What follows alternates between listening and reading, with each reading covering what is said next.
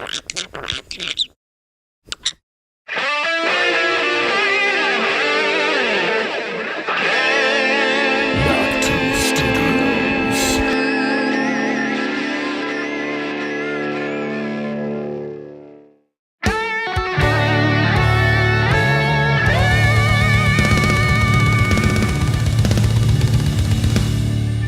now, Knock 2 Studios presents Common Censored.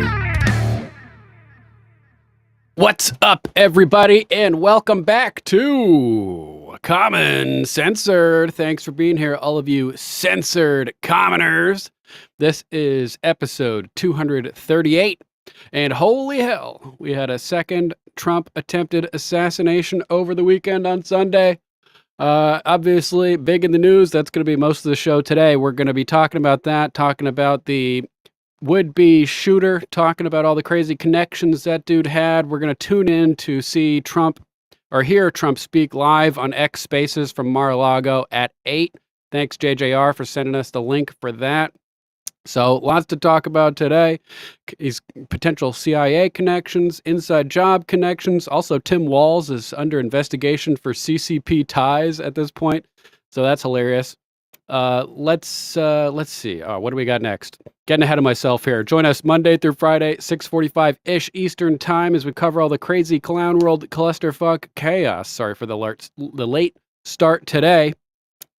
Had a phone call and pushed everything back for me a few minutes, so sorry about that. Make sure to use hashtag Common Censored and hashtag Info Infantry when you share the broadcast. Join the Info Infantry. Pick a branch. All it takes is sharing the broadcast. Find us on X at Lord Sterling _. Links to all of the articles, content, video, and everything we covered today will be posted down in the description on Rumble immediately following the broadcast. So if you're watching this later on, then jump down there, find the topics that interest you. I think Mama Mac's not feeling great today, so everybody send your thoughts and prayers out to Mama Mac for a quick recovery. So I'm not sure if we're going to have timestamps tonight, unless somebody else out there feels like taking down timestamps for all the topics we do. Don't worry about it.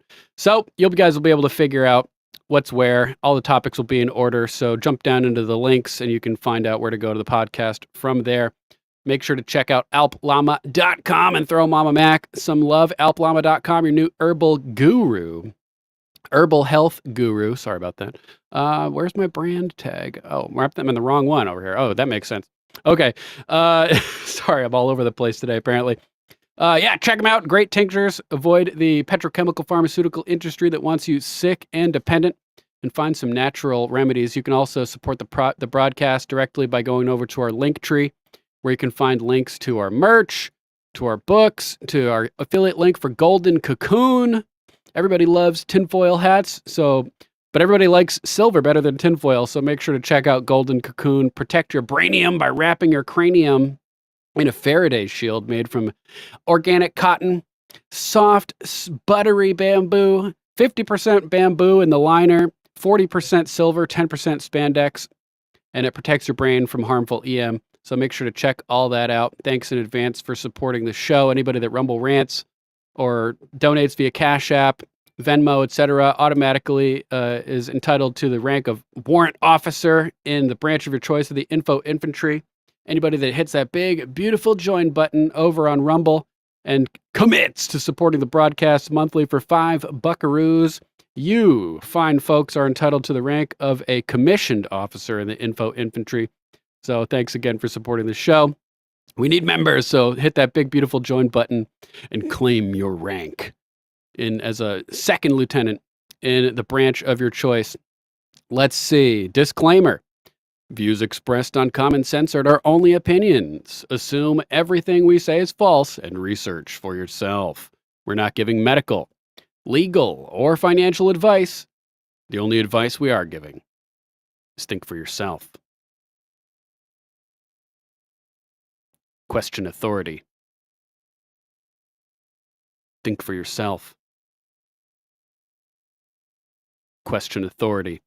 Boom. So let's see what we've got at the top of the list today. Most of the show is definitely going to be about this Trump situation with the new attempted shooting that took place yesterday. So without any further ado, let's jump into it. First, since Kamala loves diagrams so much, or sorry, Venn diagrams specifically, let's jump over to this. Tim Young posted this one at Tim Runs His Mouth. So we have a Venn diagram of dodging. We have Trump dodging bullets and Kamala dodging interviews. It rings true. Oh, man. Oh, actually, first, before we get into the rest of the news, I forgot we have a quote of the day from Threeper. Threeper's quote of the day: when men refuse to speak, refuse to parlay, refuse to debate, refuse to recognize the viewpoints of their opponent, what you have is a state of war. War serves no one but those who finance it. Ding, ding, ding, ding, ding. Well said, Threeper. That's a original Threeper quote.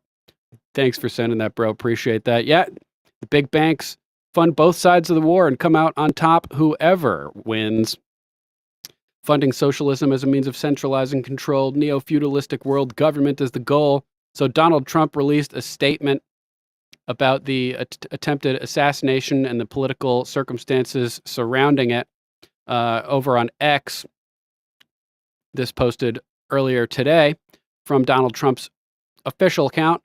The rhetoric lies as exemplified by the false statements made by Comrade Kamala Harris during the rigged and highly partisan ABC debate, and all of the ridiculous lawsuits specifically designed to inflict damage on Joe's, then Kamala's, political opponent, me, Trump, has taken politics in our country to a whole new level of hatred, abuse, and distrust. Because of this communist left rhetoric, the bullets are flying, and it will only get worse, allowing millions of people from places unknown to invade and take over our country is an unpardonable sin. Our borders must be closed, and the terrorists, criminals, and mentally insane immediately removed from American cities and towns, deported back to their countries of origin. Yep. We want people to come into our country, but they must love our nation and come in legally and through a system of merit. The world is laughing at us as fools. They're stealing our jobs and our wealth. We cannot let them laugh any longer. Make America great again. And yeah, the political rhetoric that's been leading up to this second assassination has just been just insane. We'll get more into that as we go. But we have, we'll just do a basic rundown of the events yesterday. Breaking attempted assassination. Gunman pushed rifle's muzzle through the fence line at Trump's golf club before Secret Service agents fired. Apparently, this dude set up shop 12 hours in advance, made this little sniper's nest using a backpack and what looks like a plate carrier full of ceramic body armor, and tried to make like a little protected zone. And he was just waiting. Secret Service people were exploring a hole or two ahead of Trump. And when Trump was 300 to 500 yards away, Secret Service saw the barrel pointing out from the fence and engaged the target, the suspected would-be shooter, who fled in a black SUV and was later, soon after, picked up. So the circumstances of this are just highly suspicious. This was apparently not a planned golf outing. As Drew Hernandez posted over here, revealed Trump golf outing was last-minute decision. Quote, President Trump's golf game on Sunday was a last-minute decision to his schedule, two sources familiar with the matter said. Trump had no public events on his schedule for Sunday. CNN. So how did this dude even know that Trump would be golfing at Mar-a-Lago on this day, at this particular time? It seems to me that this dude had some super sketchy inside sources that tipped him off that there would be a certain FOTUS golfing at Mar-a-Lago this day. Dominic Michael Trippy over here says there's a mole in his inner circle. That's what it seems like. That's what it seems like. This dude should have had no idea that Trump was going to be there at that day, at that time, at that particular moment. Thankfully, at least there are a couple good Secret Service people who. Right, 12 hours, Threeper speaks directly to the U.S. Secret Service's security sweep of Trump's security bubble. Apparently, according to the press conference that was held down there, Mar-a-Lago is not like completely surrounded by Secret Service because Trump's not currently the president. We'll get into that in a little bit as well. But how did the shooter know? How did he know that there was going to be a Donald Trump on the golf course that day. Champagne Joshi also posting it. Thanks, Crazy B, for sending this to me. She says, if this is accurate, we have bigger problems than we realized. Our country is no longer what it used to be. Champagne Joshi posting the plot continues to thicken. The biggest question to answer is, how did the would-be assassin know to be at that location at that time? There are only 3 possible answers. He guessed and got very lucky. He conducted surveillance on Trump and followed him to the golf course, or he had inside information about Trump's schedule. Newsweek posting possibility. Ryan Wesley Routh had informant. Scary. Ex-FBI leader coming out and saying this. So that's pretty crazy. An ex-FBI official saying that that this is likely the case.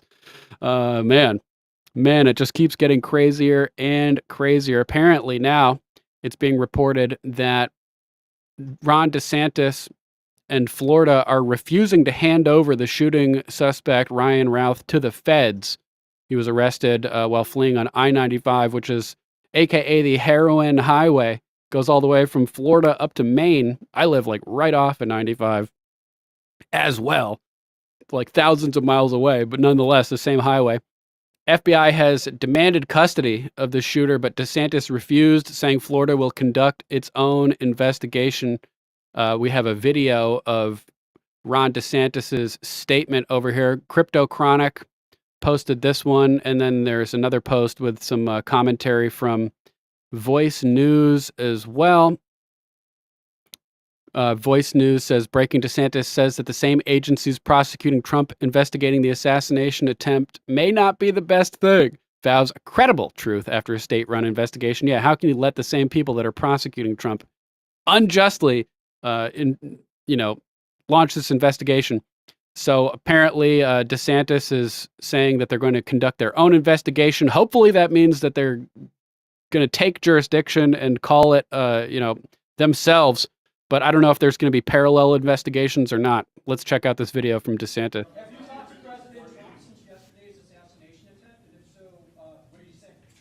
Have you talked to President Trump since yesterday's assassination attempt? And if so, what did he say? I have not talked to him yet. I did announce yesterday we're going to be doing a state-level investigation. I understand that the feds are involved, but we do believe that there were multiple violations of state law.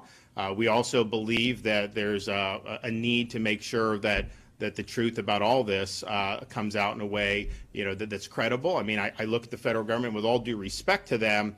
Those same agencies that are prosecuting Trump in that jurisdiction are now going to be investigating this. I just think that may not be the best thing for this country. Nevertheless, they have their prerogative, but we have our prerogative, and so we'll be making an announcement further along those lines in the ensuing days. It may not be the best idea for the same people prosecuting Trump to be investigating this, especially if it's a show trial, show prosecution. Big as life. Thanks so much, man. Turning the chat red like a big, beautiful MAGA hat over there. Dropping $100 Rumble rant. Thanks so much. Incoming! Fire, boom! Thanks so much. Big ass life. Appreciate you supporting the broadcast, brother. Did you get that turbo in the mail yet? I sent it Friday. Maybe it's not there yet. Let me know if you've received that. Thanks so much again for supporting the show. I appreciate you guys. We need more members. Click that join button if you guys want to join the podcast as a member and take your place in the info infantry. So there's also another investigation that needs to be undergone or executed immediately. Merch posting this at the executioner _ looks like instead of an I, that's an L. A full investigation by the FBI, CIA, Secret Service, and Ron DeSantis is warranted to find out if Ryan Wesley Routh, the man arrested for this attempt on President Trump, is in fact E. Jean Carroll's brother.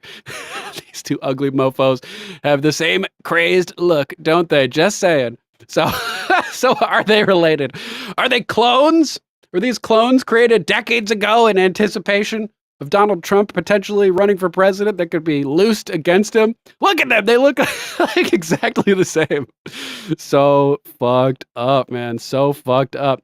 Meanwhile, we have the Martin County, Florida sheriff suggesting the possibility that Ryan Routh may be part of a greater conspiracy to kill President Trump. Wow, this is Nick Sortor posting this at Nick Sortor on X.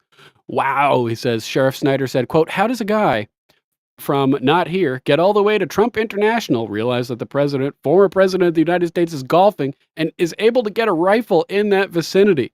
Yeah, good question. Let's check out the video. About 2 miles to get all the resources in play so we could surround that vehicle and force it to a stop. How was he driving when your deputy saw him? How was he driving when we saw him? He was smart. He was just driving with the flow of traffic. Yeah, I think that he may have thought he got away with it. Of course, he couldn't have known that there was a witness who really did the right thing, took a picture of him, took a picture of the tag. That he may have thought he got away with it. Of course, he couldn't have known that there was a witness who really did the right thing, took a picture of him, took a picture of the tag. And he was just going to drive himself back to wherever he came from. Did he have any, to your knowledge, any ties to Martin County or the Treasure Coast? Yeah, to my knowledge, does he have any ties to Martin County? I think the answer, to my knowledge, the answer is no, I have no knowledge. I think what we're finding out, he's not from this area, which of course raises the bigger question is, how does a guy from not here get all the way to Trump International, realize that the president, former president of the United States, is golfing and is able to get a rifle in that vicinity? I think that's the question the FBI, the Secret Service are laser focused on today. Is this guy part of a conspiracy? Is he a lone gunman? If he's a lone gunman, President Trump is that much safer because we have him. But if he's part of a conspiracy, then this whole thing really takes on a very ominous tone. And Sheriff, you mentioned the witness. Yeah, I think this is quite ominous. It seems like there's a conspiracy to me, especially when you consider that the shooter was in contact with the Pentagon and was operating for the Foreign Legion, supposedly connected with the CIA. This dude was living in Hawaii, operating like a little business, selling people sheds and delivering sheds. Campbox.com, I think, is that what it was? Time delayed fuse. And so I don't think that would be necessarily the type of business that would be able to afford you to spend a bunch of months on the mainland recruiting fighters, Americans, to go over and participate in Ukraine and then go to Ukraine for 7 months. He was being funded by somebody. Foreign Legion, CIA? Good question. Here's a screenshot. People went through his X and were capturing the entire history of his X posts before everything could get deleted. Posobiec posted, I don't understand this. There's now a 1-to-1 tie between the military-industrial complex and an assassination attempt on Donald Trump. Nicholas Lissack posting in the comments, the shooter was in contact with the Pentagon, and take a look at this.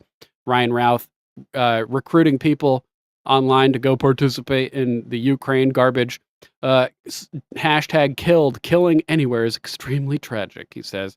Hamid replies, hey, Ryan, I'm an Afghani ILDU volunteer and contacted the recruitment website a while ago. Got a response telling me to contact the embassy, but there's no embassy here in Afghanistan. I need help getting to Ukraine and would appreciate your assistance. Ryan Routh replying, hey, buddy, are you Afghan? Yeah, he just said he was, fuckwit. If you are, we are trying to make a path to Ukraine. If you are not and can get gear and travel, I can send you a Legion application and other email addresses to use. Provide some info. How can I find out about this path when it's available? He replies. And then Ryan Routh says, we're getting close. The Pentagon has agreed to help. Wait a little longer. So it seems like this dude was in contact with the Pentagon. He's involved with high-level operations, recruiting Americans and Afghanis to go help, quote unquote, in Afghanistan. What the hell is really going on over here? Who is this guy? Yeah, Unique Prepping and Donna mentioning in the chat, he appears to have also been in a BlackRock commercial, similarly to Thomas Crooks. And there's weird stuff going on with Thomas Crooks as well. An article was recently edited, an article that had come out previously, right after the J-13 attack on Donald Trump in Butler, Pennsylvania. chronicling Thomas Crooks's interesting financial transactions that he had made to various people. And apparently one of these articles was recently edited, creating the impression that Thomas Crooks had had financial interactions with Ryan Routh.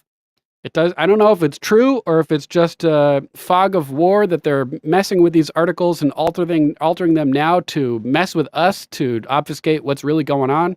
Nonetheless, a strange connection, or maybe not connection, depending on whether or not it actually happened. But they're altering articles from J13, changing history as we're living it, and manipulating us as time goes. Time delayed response. His posts are insane. He talks about having thousands of trained Afghan commandos ready to invade countries like Haiti and Ukraine at a moment's notice. Who is this guy? Sounds like a CIA cutout operative to me. Regular people don't talk about that type of shit. Don't have these type of connections. Exactly, time delayed fuse. Broke dude living in a shack, somehow had money to travel the globe. Totally makes sense. Totally makes sense, bro. Jack Posobiec over here also pointing out, at Jack Posobiec on X, never forget that the media's initial response was to try to downplay the assassination attempt on Trump and deflect it onto some kind of local crime. Yeah, they said there was like a shootout between local gangbangers in West Palm, Florida. Seems unlikely to me. Even when I yesterday went to go, I woke up and this was already popping off and I was like, holy shit. And I don't remember where I went, but there was reports that, that this was unrelated to Trump and it was just some kind of gunfight going on. Look at this. Ed Krasenstein parroting the idiot-controlled corporate media in a now deleted tweet. MAGA is now claiming there was another assassination attempt on Trump. Fact is, Trump was never in any danger. And after two people exchanged gunfire outside of his Florida golf course. Sorry, and doesn't belong there. You just ruined the entire sentence with that. They keep pushing more and more lies. Man, isn't it you that had like abusedschoolgirls.com or something like that? Like, bro, you are not one to be just talking publicly at all. Oh, man. Plan A, replace Biden with Kamala. Plan B, try to take out Trump. Plan C, I guess plan B was Biden with Kamala. Plan B, try to get rid of Trump. Plan C, get rid of Biden, bring in Harris and Walz. And then that's failing. The honeymoon phase is over. So plan D, this Skeletor guy over here. Man, so weird. Trump responded immediately yesterday saying, "Nothing will slow me down. I will never surrender." Trump releases statement on the attempted shooting following the event. This one's by Jordan Conradson. "I will always love you for supporting me," Donald Trump said. President Trump Sunday evening released a statement notifying his supporters that he is safe and well and that he will never surrender after shots rang out at his golf club in West Palm Beach, Florida. So the golf course is out there. There's main public access roads, like around 2/3 of the golf course. And there's these big hedges apparently around the edge blocking the view from the road. This guy knew exactly where to go, how to penetrate the hedges and be at the exact spot where Trump would be showing up. Clearly some kind of inside job. Trump sent the following email to supporters updating everyone on the situation. "There were gunshots in my vicinity, but before rumors start spiraling out of control, I want you to hear this first. I am safe and well. Nothing will slow me down. I will never surrender. I will always love you for supporting me. Unity, peace, make America great again." Boom. This dude is just built different.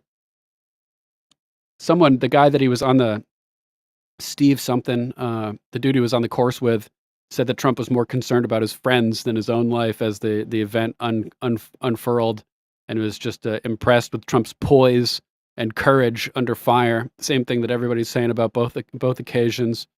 So really crazy stuff. Really crazy stuff. CNN reported that Secret Service returned fire. We talked about this. The guy had a rifle, looked like a plate carrier backpack set up to prevent incoming fire to try to defend himself. I don't know if this guy actually ever got off a shot. It seems like the Secret Service saw the barrel coming out from the fence and engaged the shooter before the shooter could get off a shot. So that's what the impression I'm under. Let me know if I'm wrong. Time delayed fuse. The backpacks he hung in the fence filled with ceramic tiles to mask his heat signature.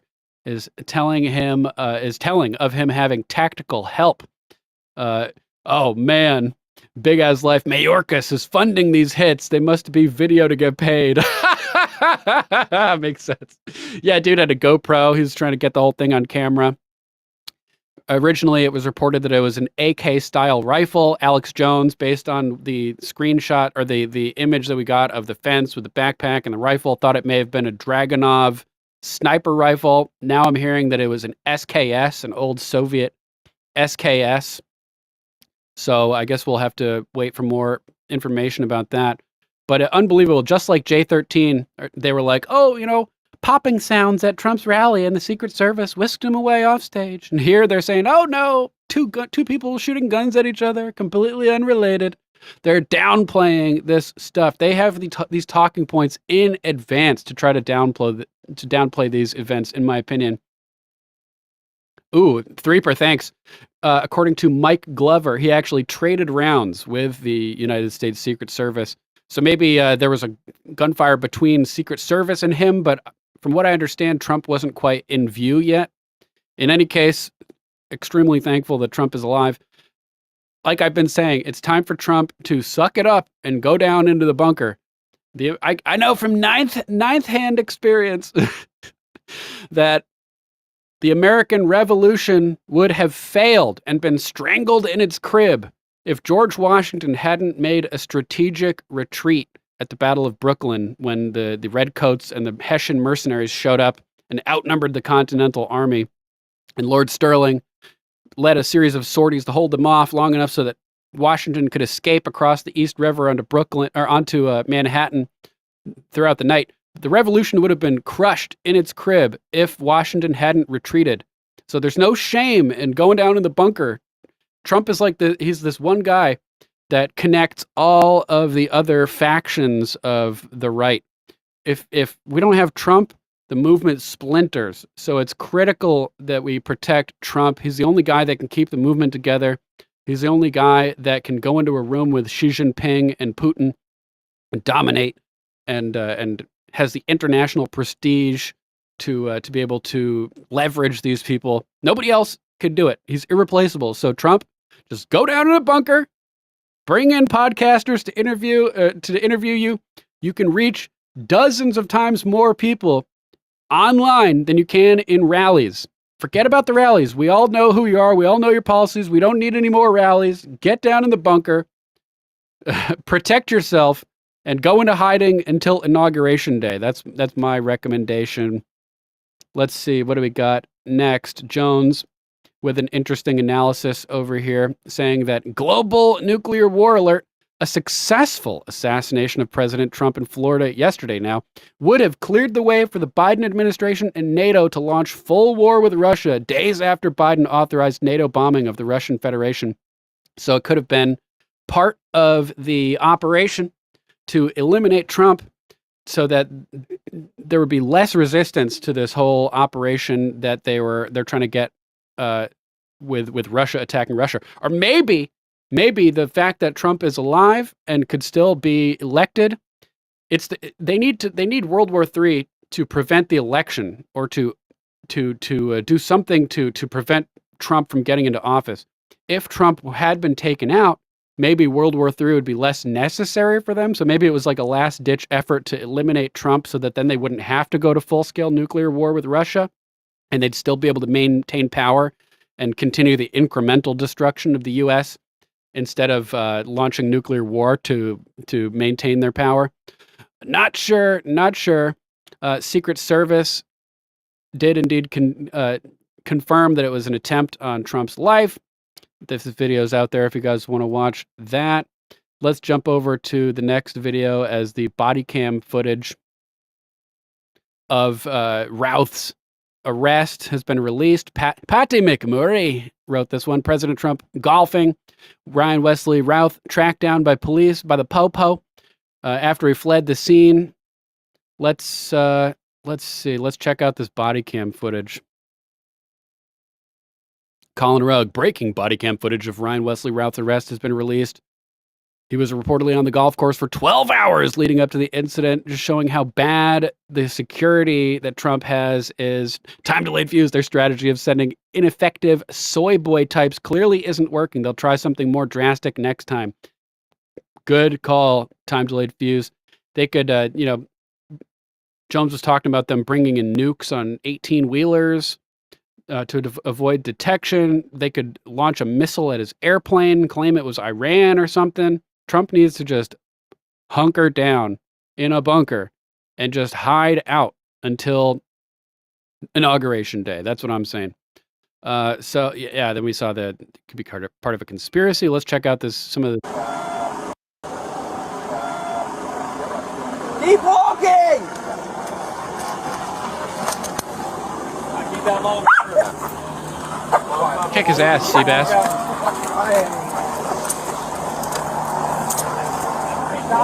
Oh, the dog got out of my. I dropped the leash. Sorry, the dog mauled him. It was an accident. Oh man, can I ask why they're being so gentle? You just attempted to kill a president. Because they will attack us if we do anything out of absolutely following every procedure. They will come after us. Yeah, Colin Rugg with a good point. Let's keep our frustration focused on the FBI, CIA, and Biden administration. Considering this guy's history and involvement with foreign conflicts, my eyebrows are raised. Eyebrows are raised. Yeah, highly suspicious. I mentioned the gun. Here's the photo of the setup. Jones thought it was a Dragunov. I don't think so. It looks more like an SKS. It's hard to tell, but it looks like an SKS. We had somebody in the comments saying that it was an SKS, I think. Was that Braden? Let me know. But here's a side-by-side with the Dragunov. Apparently, it was an SKS. Let's check out this clip from Benny, who has a couple questions. I got a couple of questions about Trump's would-be assassin. How's a guy who has 100 arrests on his record able to buy a firearm and vote in the Democratic primaries in a state he doesn't even live in? He voted in the North Carolina Democrat primaries in 2024, and yet he lives in Hawaii. How's a guy who lives in Hawaii able to travel to Washington, D.C., Florida, and Ukraine, apparently fighting for the Ukraine Foreign Legion, when he has no job? Who's funding all of this? How's a guy who has a weapons of mass destruction arrest on his record able to buy an AK-47 in the first place? How was he able to get that AK-47 into Donald Trump's golf course? How was the Secret Service able to see him behind this fence line when he's protected by Bush? How did he know where Donald Trump was supposed to be that day when Donald Trump's visit was off the record? Why is this guy in BlackRock ads and promo ads for the Ukraine war? Are we allowed to ask these questions? I'm asking them, and you should be too. I got a couple of questions about Trump. All highly, highly suspicious stuff. Amuse posting. Crazy to hear the Trump assassin was connected to Adam Kinzinger and his effort to support Ukraine and the Palestinian fighters. We've got a huge problem. This dude's got all kinds of crazy connections. JDog41 at JMLAR41 posted this. Interesting indeed. Here's something one of these guys posts, one of Ralph's posts. I would tremendously enjoy the invitation to join any monumental worthy cause to bring about a real change in our world. Did somebody from the feds see this and be like, hey, we need a new assassin? Time delayed fuse. Waterboard him. Yeah.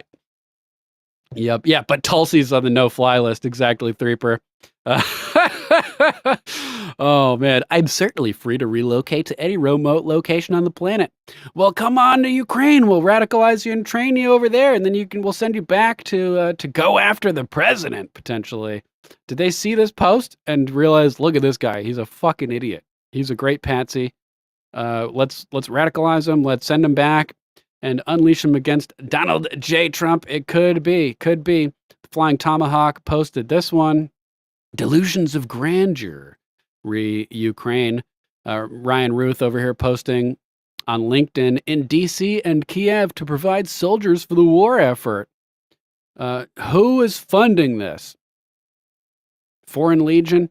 A.D. Peterson says it isn't just Ukraine. On his X account, he also talks about North Korea, Belarus, etc. Check it out. The guy is a true nutter. FBI, CIA sure can pick them. Yeah, they see people like this radicalized by the the mainstream media insanity. And they're like, this is the perfect patsy who believed all of our lies.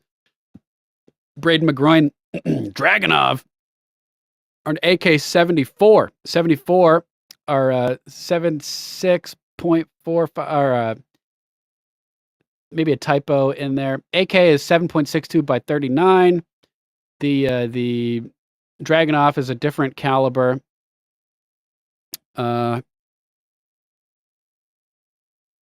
Intermediate cartridges, time delayed fuse says 7.62 by 54 for the Dragunov. That's what I'd heard. Same caliber as a AK-47, but with a longer, more packed charge for additional power. AK-74 is 2.22, is a .226 cal. Whiskey Peddler says.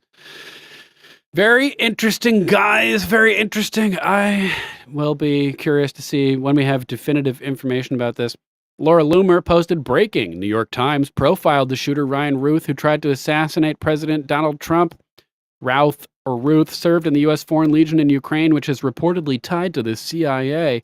Imagine my shock. Not only did Newsweek interview Ryan Routh, the attempted Trump assassin 2 years ago, about his choice to fight in Ukraine in 2022, but in 2023, the New York Times also profiled the shooter in his efforts to recruit foreign fighters for Ukraine illegally in Pakistan and Iran by purchasing fake passports for Afghan soldiers in Pakistan.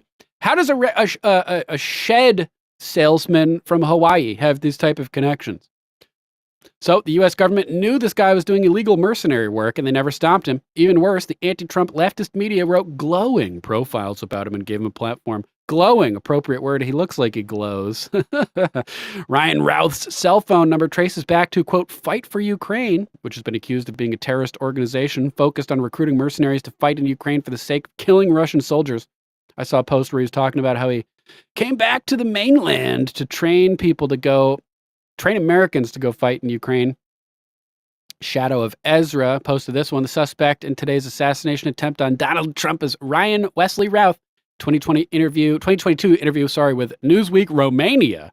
Routh was candid about his pro-Ukraine views and his efforts to recruit foreign fighters for Ukraine. The previous assassin, Matthew Thomas Crooks, was featured in a BlackRock commercial. All of these coincidences lead to the same place. Let's check out this video of this lunatic over here. Tell me who you are and why are you here?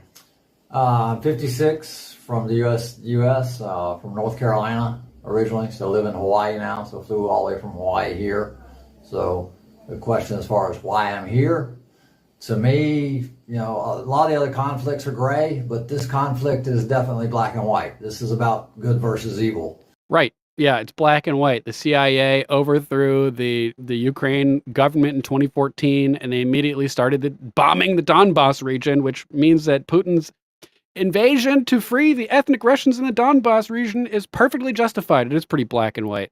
This is a storybook, you know, any movie we ever watched, this is definitely just not the way he's saying. Evil against good. I mean, we're battling a situation here where, you know, the Ukrainians and the rest of the world are caring and kind and generous and unselfish and take care of one another. And it's just a matter of, you know, we need to stand up for that. That is the most important thing in the world, is just to show human beings that we're kind and we're caring and that we take care of one another and that the world is united so that we feed each other and make sure that, you know, we all move forward as one collective whole unit.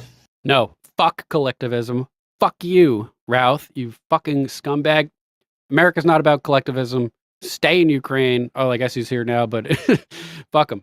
So, you know, we feel the pain of one country's failure and their conflicts, and we enjoy the successes of other countries that are doing good, and we all work together. And for some reason, Russia does not grasp this concept that we're all one unit, and we have to get along and work together. And because we're not one unit, and we don't have to get along, and we don't have to work together. We have free will as individuals, and that doesn't mean that we're required to work together. No, we're not. And be normal human beings. This is 2022. We have to work together. It seems asinine that we have a leader in a country that does not understand the concept of of being unselfish and being generous and being kind and just These people are basic moral values that are required by human beings these days. completely It blows my mind. out of their minds. Yeah, I mean, I trust you because you have like purple hair. These people, man. These people. Look at this one. Ryan Routh had posted this on X, April 21st. I'm not sure what year, but at Elon Musk, I would like to buy a rocket from you. With your shed money? What money are you talking about purchasing a rocket from SpaceX? I wish to load it with a warhead for Putin's Black Sea mansion bunker to end him. Can you give me a price, please? It can be old and used as not returning. Whatever that means. Phone number, email. This dude is a psychopath. Complete lunatic. Jones posting this also. As predicted, the alleged would-be assassin is connected to Ukraine. Rahim Kassan posted this. On May 4th, 2024, would-be Trump assassin Ryan Routh posted this on his Facebook page, which appears to be from the Ukrainian Ministry of Defense. I asked ChatGPT to translate it, and so he posted this.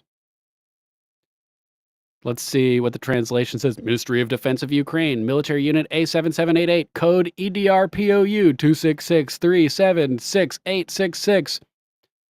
2. Head of Ivanko-Frankivsk Regional Territorial Center for Recruitment and Social Support, written consent.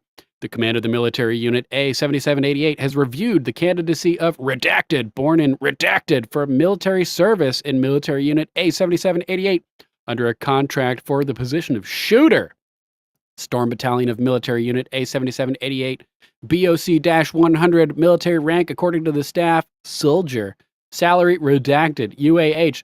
I request assistance in processing the documents of redacted and directing them for further military service under contract to Military Unit A7788 from Commander of Military Unit A7788, Colonel Vyacheslav Ponomarenko. So is this his acceptance into the Ukraine military? Is that what this is? Rahim, this guy has a history, says Nicholas Lissac.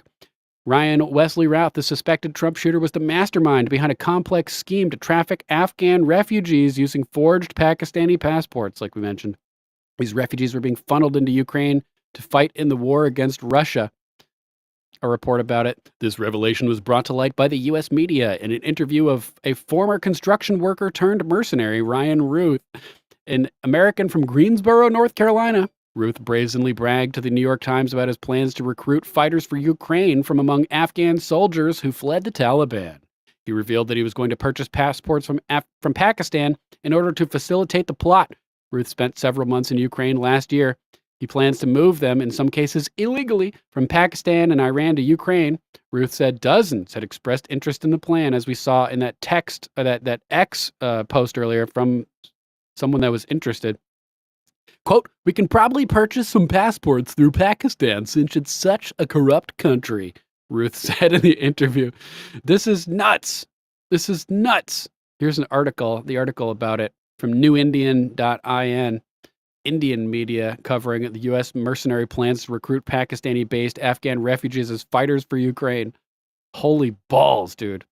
Donald Trump Jr. posted this one. Sounds like this psychopath spends a lot of time watching left-wing propaganda. And Trump's going to be live in 15 minutes on X Spaces, so we'll be paying attention for that. Ryan Routh posting at Tulsi Gabbard. You are... Oh, this is like... he sounds like such an infantile, child-minded individual here. Tulsi Gabbard, you're an idiot. Why don't you go and join Putin and Trump and be their third leg? Please leave my Hawaii. You embarrass me. Shut your stupid mouth, like a 5-year-old. Shut your stupid mouth. This is a war where people are getting slaughtered for no reason. I am going to fight and die for Ukraine. Too bad you didn't finish up with that last part. No, they're not being slaughtered for no reason. They were slaughtering innocent people in the Donbass for no reason. The disconnect from reality is just insane. Insane. These people just have no idea what's going on. They're living inside of Plato's cave as the controlled corporate media projects the shadows onto the wall of the reality that they're trying to dictate to you. Amuse Trump assassin Ryan Ruth was featured in the Ukrainian neo-Nazi Azov battalion propaganda video in 2022. Azov is funded and supported by the CIA. What? The purpose of the action is to appeal to world leaders. There he is. Organization. This dude is definitely a CIA spook, man. That's what I think. I think this guy is a CIA operative, at least on the patsy level, maybe like a more of an asset. Amuse also posted this one, more CIA funded video with the Trump shooter.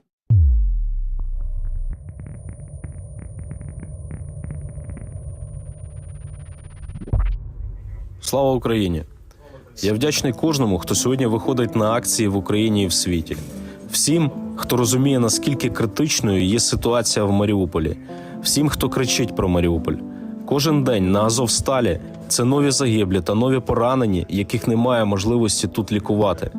Увага всього світу зараз прикута до Маріуполя та до Азовсталі.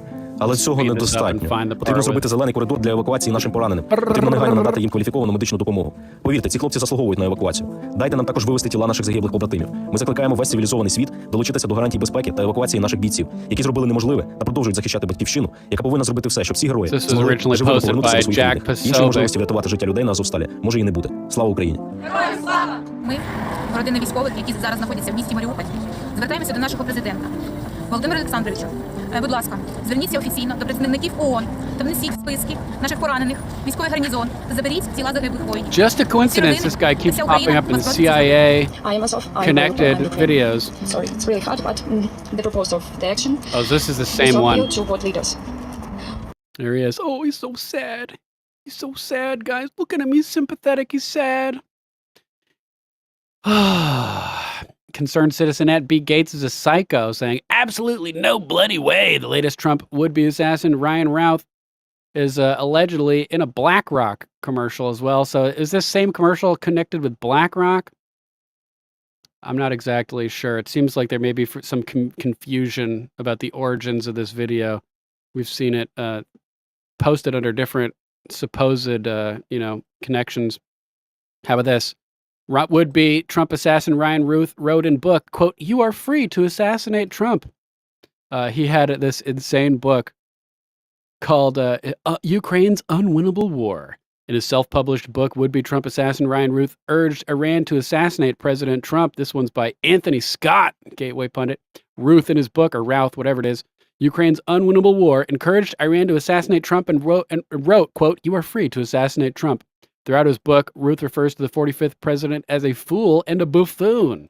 The would-be assassin also described Trump's move to leave the Iran nuclear deal as a tremendous blunder. Here's the thing. He doesn't say it's just okay for them to kill Trump. He says that they can kill him too. You are free to assassinate Trump as well as me for that error in judgment and the dismantling of the deal. Dude, this person is, we need an alert for this guy. Let me grab the alert real quick. Where's the alert? We need a very special alert for this type of individual. Uh-oh, retard alert. Retard alert, class. Yep. So he's all about it. Feel free. You are free to take out Donald Trump. You're free to take me out too. More interesting connections. This posted by Shipwreck at Shipwreck Show on X. This is just wild. Ryan Routh photographed with world chef Jose Andres, who cooked with Clintons and Kamala Harris. So there is a second-degree connection to the Clintons and Kamala. You're gonna love this. We know who this is right over here in the American shirt, right? Do you know who this is? First of all, it's a chef. Chef Jose Andres. Do you know who that is? Smart Farming with Jose Andres and Secretary Hillary Clinton and President Bill Clinton. No. He was just cooking for Kamala not that long ago. He's a humanitarian chef who works for a company called the World Central Kitchen. And they go around the world and they feed third world countries like Haiti and soon America if we don't get our shit together. How does something like this happen? So he was in Ukraine because there's a war in Ukraine and, he's the humanitarian kitchen guy. And apparently the would-be assassinator wanted a picture with him while he was also out there pushing for America to get more involved in Ukraine. Look at all the Ukraine flags, right? And he just spoke at the Clinton Global Initiative meeting. What? Like a week ago. Oh, the chef guy. Highly suspicious, guys. Highly suspicious. Let me see. I lost my place in the news list over here. Yeah, let's jump over to this next one, talking about that weapons of mass destruction charge that he allegedly was arrested for. Insurrection Barbie at Defiantly Free posting this one. The shooter was convicted in 2002 of possessing a weapon of mass destruction. Oh my. What's that, like a machine gun, according to these people? Want to bring us this breaking information. Our desk here at News Nation just sending this out. Reportable that Routh was convicted in 2002 of possessing a weapon of mass destruction. This is according to online North Carolina Department of Adult Correction records. The records not providing any further details about that case. But again, 2002, possessing a weapon of mass destruction. He was convicted of that. This is the first sort of fleshed out information we're hearing about any sort of prior records, if this man was known to law enforcement before this.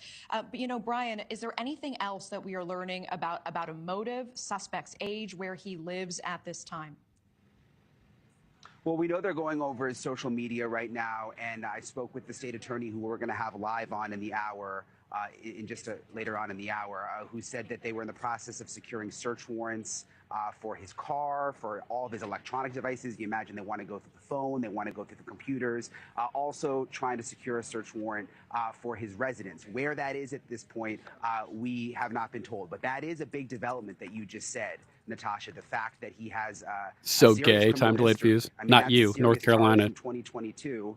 I guess not terribly shocking when you consider what he did out here at the golf club behind me, and came very, very close to being able to kill former President Trump. Again, the former president was just 300 to 500 yards from where this man was set up and had his gun sticking through the fence. Yeah, that is such a good point, Brian. And again, as you mentioned, a very serious conviction there, 2002, possessing a weapon of mass destruction. I do want to bring in Jennifer Coffendorfer in just a moment. But, you know, before we do that, Brian, can you sort of Jennifer, provide what? the context of this golf course for us? How chilling is it how close this gunman got to Mr. Trump today? 300 to 500 yards.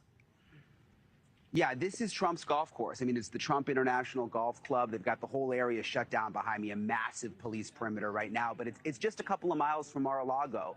And this is a place that the former president frequents on the regular. You know, he lives at Mar-a-Lago on the beach, and he comes in a couple of miles inland to his golf club to golf pretty regularly. And they've got a system in place to keep it secure here. It's not like this is a rally in a random location where he's gone for the first time. This is a place he comes quite often with his family, with other politicians to play golf. So there's a system, and what they do is they create a perimeter around him while he's golfing. They don't secure the entire golf course, but Secret Service secures the hole or two holes in front of him. And as he's progressing through his game, they are securing the area in front of him. And we're told it was a Secret Service agent at the hole ahead of him doing the job, securing the perimeter. And that is when he spotted the gunman in the brush, which is amazing because you saw the picture. I mean, it's a wooded area. It's a wooded fence line. It's hard to see. And thankfully, that Secret Service agent was able to spot the gunman, or this could have been a much more tragic situation, Natasha. Yeah, understood. Brian Enton, stand by with us. So weird stuff. Alex Jones over here saying Ryan Routh is a total NATO/CIA asset and was told where to be today to kill Trump. Posobiec posting breaking. Here's the interview Ryan Routh conducted in 2023 with Semaphore discussing recruiting Afghan fighters to deploy to Ukraine. Let's check this one out. 7:55, 5 minutes till the Trump X Spaces. I have a reminder set. Trump posting, join me live from Mar-a-Lago, 8 p.m. Eastern tonight on Spaces. Set a reminder. Be sure to tune in. So we will tune into that as soon as we can. Back over to this video. Here's Ruth's interview with Semaphore in 2023. Officials in Kyiv simply aren't interested in recruiting them. Ukraine is reluctant to be cooperative. That's Ryan Ruth, a U.S. citizen who set up the International Volunteer Center in Ukraine to help connect foreigners to Ukrainian military units. Now I'm talking to over 100 soldiers every day, and pretty much everybody, all of my contacts in Ukraine, they were adamant and pretty much yelled at me every time that I suggested that we bring in Afghans. The Ukrainian government didn't respond to our request for comment, but a source close to the officials in Kyiv told Semaphore that their top concern is the question of loyalty in the thick fog of war. The biggest thing is spies. They're afraid that anybody and everybody is a Russian spy. Those concerns aren't completely unfounded. Damn right, time delayed fuse. Russian officials in Kyiv simply aren't interested in recruiting them. Ukraine is reluctant to be cooperative. That's Ryan Ruth, a U.S. citizen who set up the International Volunteer Center in Ukraine to help connect foreigners to Ukrainian military units. Now I'm talking to over 100 soldiers every day, and pretty much everybody, all of my contacts in Ukraine, they were adamant and pretty much yelled at me every time that I suggested. Sorry, got distracted there. Chatter Steve, they were time delayed fuse was saying that those ceramic plates may have been to help try to hide his heat signature. But yes, they definitely need thermal scopes everywhere. The entire Mar-a-Lago property needs to be just decked out with all kinds of cameras and sensors and everything we have. Everything we have. Oh, man. Yeah, guy loves himself. What a fruitcake. Thanks, everybody, for hanging out in the chat. Let's jump over to this next one. Big surprise. We now learn he was working with Ukrainian Nazis. Max Blumenthal posting, the Azov Brigade was officially certified by the Blinken State Department to receive U.S. weapons in June of this year. Same media that painted this neo-Nazi unit as a heroic, quote, defenders, is about to sweep Ruth's background under the rug and brand us all as conspiracy theorists. Oh, he's so sad. He's so sad, guys. He's such a sad boy. And he's with the Azov people in this propaganda video we've already seen. And this is a post by Dom Luker about the New Indian article about the Afghan setup as well, bringing Afghan people in. So I'll have all these links in the description for you guys after the show.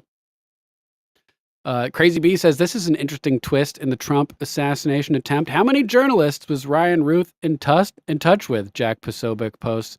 Here's another one. This guy was all over the place. Ryan Ruth was the suspect in an alleged assassination attempt on former President Trump. I immediately recognized the name because I had been in touch with Ryan Ruth for over a year in the early stages of the war in Ukraine. Like thousands of other international volunteers. Over a year, huh? He apparently went to Ukraine to help. I don't believe that he was fighting himself, but he had put up signs in Kyiv, Ukraine's capital, offering to help other foreigners find places in Ukrainian battalions. And that's how I initially came across him. I spoke with him, I think, once on the phone and texted frequently, and he put me in touch with several foreign fighters. Now, he seemed very genuine and passionate. What does it say that these are the type of lunatics that the news organizations are like, oh, we got to be in touch with this guy. We got to be in touch with him. He's illegally buying Pakistani passports to smuggle Afghans into Ukraine. Sounds like a good dude. About supporting Ukraine. He mentioned plans to bring in thousands of Afghan and Syrian fighters, which I took, frankly, with a grain of salt. In an interview with the news website Semaphore, he claimed he'd been unable to get visas for Afghan fighters, but we don't know if he was actually in touch with any Ukrainian officials at all. Now, I've met American... Apparently, he was receiving briefings or interacting with the Ukrainian Ministry of Defense weekly, is what I was hearing yesterday. Volunteers everywhere from Syria to Ukraine. Some are experienced soldiers and clear about the dangers they're facing, but others seem less well informed and their motivations can be quite confused. To be honest, Ryan Ruth did at times seem fairly naive. At one point, he sent me an audio track of a song he'd apparently recorded about the carnage caused by the war in Ukraine. In November of last year, he told me he was back in the US, in Hawaii, and that was the last time I heard from him. Anne-Marie. Wow, Holly, fascinating. Thank you very much. I wrote a song, you guys. Yeah, private citizens going to war. Super crazy stuff. Time delayed views. Most journalists are just whores who will promote anything to advance their careers. That's why Gerald Celente calls them prostitutes. Prostitutes. Hilarious. Okay, just so you guys know, I have this up over here as we wait for the spaces on X with Donald Trump. The host is all set up. They've got Donald Trump now moved to co-host. Speakers lined up. So we will tune in. Ooh, Barron. Barron's going to be there. No way. That's cool. We got to follow Barron. X Spaces, if that's actually him. So as soon as this goes live, we'll hop over and tune in with Donald J. Trump. As we're waiting, let's check in with Ian Carroll. Jones posted this. Watch, Ian Carroll exposes Trump's would-be assassin as a CIA asset in this shocking video. He'll be joining me on the Alex Jones Show this Thursday at 1 p.m. Central. Break it down. Thursday, Alex Jones going live with Ian Carroll at Cancel Cloco. As you guys know, we love Ian Carroll, does really good work. Let's check this out while we're waiting for the Trump broadcast. So the new Trump assassin just dropped, and there's some spicy details already. Ryan Routh. It's like an album dropping or something. So the new Trump assassination just dropped. So fucked up. What has become of the world? Very strange guy who's lived a very strange life. And this time, the internet was wise and archived all of his socials as much as possible before the FBI took it all down. So here's some basics on what we know about him and one really interesting rabbit hole about who he might be. Right off the bat, though, it's super early. This is all speculative. Take your time, pump the brakes. We're just digging through dirty laundry. We don't know what sticks yet. But this guy is a private American citizen who traveled to Ukraine on his own dime, to help recruit civilian soldiers to fight for Ukraine and Afghan special forces. He was recruiting on his Facebook page.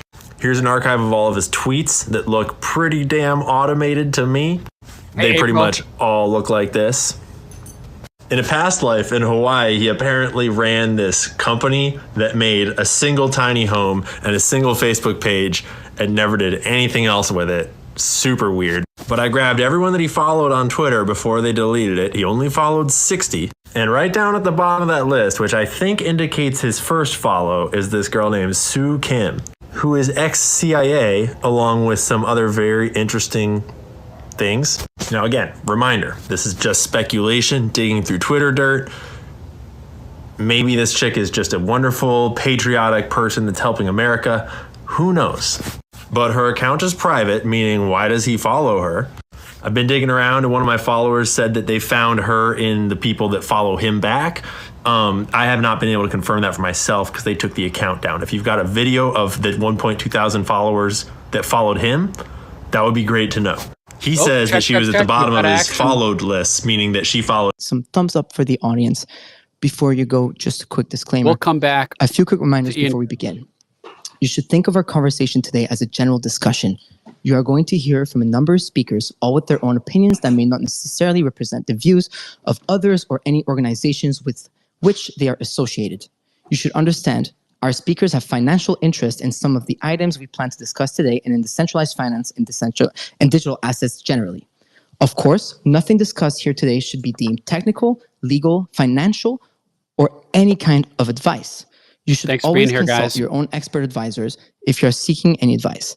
To the extent there are discussions about future plans, vision, and other forward-looking information, it is always important to remember that all such forward-looking information and the future generally is subject to change, risk, and uncertainties, which can change current plans and expectations. Now hold on tight, and we'll be with you in a couple of minutes. Okay, so we'll go back to Ian Carroll, and then we will pop back in as soon as the discussion begins.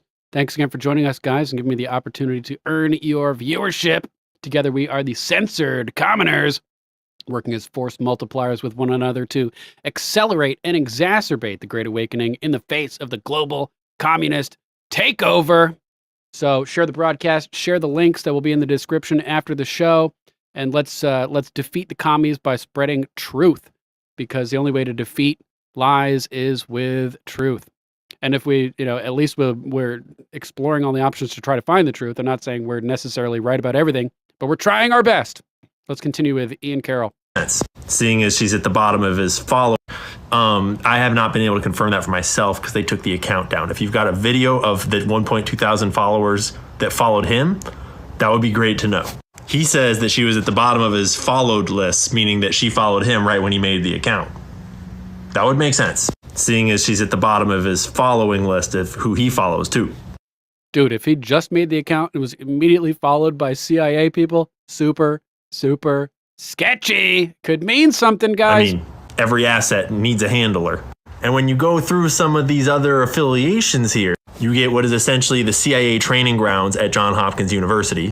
It explores the relationship between politics and the many kinds of military power, from the use of terror by small non-state groups to the threatened use of nuclear weapons. Its director is John McLaughlin, who is literally an ex-acting director of the CIA and ex-deputy director of the CIA. Isn't there a guitarist, like a really famous jazz guitarist named John McLaughlin, too, like best of the best level guitarist? Not the same guy. 3-decade career at the CIA. David is third on the list of people at the top of this institution at the university. 30-year career in Army Special Forces, various special operations, invading various countries, as well as Operation Enduring Freedom. You get the idea. Anyways, Rand Corporation. That's a military-industrial complex think tank, kind of like the Atlantic Council. Thanks again, Big Ass Life, for dropping a money bomb on the chat earlier. Appreciate you, brother. Hope you had a kick-ass weekend. And LMI org. Yeah, that's like a military-industrial complex education and training program as well. Preliminary findings on the internet when you search our homeboy, the shooter, show his arrest record, including in 2002, possession of weapons of mass destruction, Class F felony, along with 3 other blocks of things like possession of handguns or concealed weapons and driver's license stuff. And yeah, that sounds like some operative shit to me. But again, we don't know any of this yet. We're just digging through dirty laundry on the internet. It's hard to tell what's real. But this is a photo of the weapon he used. And dirty laundry is a good place to look. If you want to hide something and you don't want people to find it, putting it in dirty laundry, hiding it in plain sight is a good idea. The setup he had, people are speculating it looks an awful lot like, you know, Russian-Ukrainian class of rifle. He's doing. Let's go over and take a look at what an SKS rifle looks like. If we go over to Google, SKS rifle. Yeah. It's hard to tell, man, but it may have been some kind of SKS. The stock didn't look wide enough to me to be a Dragunov, but you guys probably have more information now at this point. Doing these weird recruitment ops in Ukraine for civilians. Well, he's like posting on his Facebook all the time to like no followers about how he's recruiting hundreds of civilians to fight for Ukraine. Like, posting for like Afghan special forces to contact him so they can come fight in Ukraine. But he's like just a random citizen from Hawaii. Yeah, Cheddar Steve has a really good point here. That's how they get you. They catch you doing something illegal and offer freedom in return for your, quote, service. Law and Order 101. Yeah, same thing with like the honeypot sexual blackmail operations. They get you doing illegal stuff and then they own your ass forever. Oh. And we're good to go. All right, looks like we're back over here. Good evening, everyone. Before we begin, I want to address yesterday's awful events. It is a huge relief to us all that nobody was hurt. And I think it was that just many an automatic in the crypto rifle, community will Donna. agree with me North Carolina when has I a say that weird we're here with definition you, of Mr. weapons of mass President, during destruction. these trying times.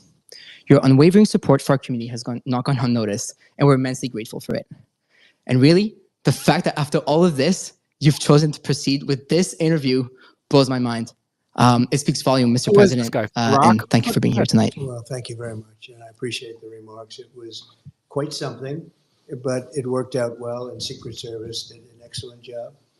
And they have the man behind bars, and hopefully he's going to be there for a long time. Dangerous person, very, very dangerous person. But I appreciate the comments very much. Well, I appreciate you for allowing me to interview you in your wonderful Mar-a-Lago home, which is truly an honor, and I'm very grateful for it.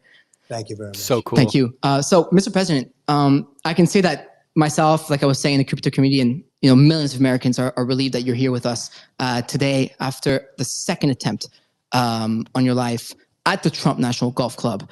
It's just horrifying. Can you run us through what happened?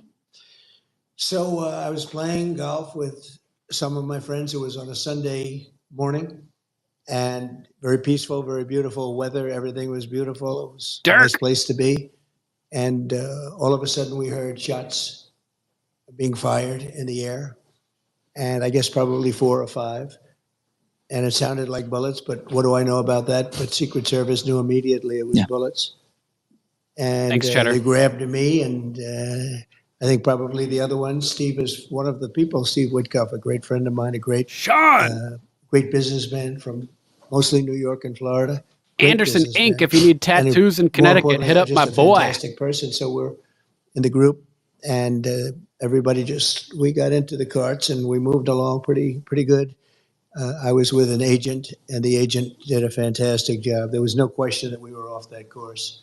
I would have loved to have sank that last putt, but we decided, well, let's get out. He was complaining about not being able to finish the hole. Just gunfire go was hide, actually, Mr. President. Interestingly, was a Secret Service agent had seen a barrel of a AK-47, which is a very powerful gun, rifle, and he started shooting at the barrel. Started shooting. It was in the bushes. Wow. Could only see the barrel. How good is that, right? But could only see the barrel. Based on that, he started shooting and ran toward the target and was shooting a lot of, I mean, those were the shots we heard. The other one never got a shot off. And he ran across the street and grabbed Never his got a car, shot off. hopped into his truck or car. And amazingly, a civilian in that area saw something and it looked very suspicious. And salute you, civilian. In the car, drove their car to the back of his truck of some kind and took pictures of the license plate, gave them to the sheriff's office. Sheriff Bradshaw is fantastic, very great sheriff for a long time. And within a fairly short period of time, they tracked him down on the highway. It was a pretty high-speed chase. And they ended up getting him. They got him. Because you wouldn't want to have somebody like that out there. No. You know, he dropped his gun, the AK-47. He left his gun. He left cameras behind, left a lot So of Trump things is behind. uninformed So of the proper weapon, job. apparently. The civilian did a phenomenal job. A woman. I mean, who would think you could take 1,000 times like that? How many people would have the brain power to follow him and Not take many. pictures of the back of his truck so that they end up getting, and the key was the license. So they got the That's license. an intrepid and civilian. After they had the license, you know, there's all sorts of technology Situational where awareness, you can guys. literally pinpoint where this truck is. I never knew something like that existed. And they pinpointed him on the highway. They got him with a high-speed chase. So they got him. It was amazing. So Secret Service did a great job. And I think I can say, honestly, the sheriff's office, law enforcement, everybody really did a great job. Very Incredible. happy about that. That's incredible to hear. Thank you. And backup question to that second fold is, you know, this was the second attempt in your life in under 2 months. What do you make of that? Well, there's a lot of rhetoric going on. Right. A lot of people think that the Democrats, when they talk about threat to democracy and all of this, and it seems that both of these people were radical lefts. The first one, they should learn more about. They have apps that they haven't opened yet, which is pretty strange. And the father went out and got the biggest lawyer in the state of Pennsylvania, which is pretty strange, about the father of the shooter we're talking about in Butler, the first one. And that's pretty strange. There are a couple of pretty strange things going on there. I can say this, the Secret Service was very brave in the sense that bullets were flying, and when I went down, I purposely went down, I saw what was happening, and people are probably screaming. I'm not sure if I recognized that, but I went down, and Secret Service, they were right there with bullets flying right at them, and they weren't hit, but 3 other people were, Corey, a firefighter, and 2 other gentlemen who they thought died. And actually the doctors in Butler were unbelievable. They saved their lives. And we've actually raised a lot of money for the families, and the family of Corey and the 2 gentlemen.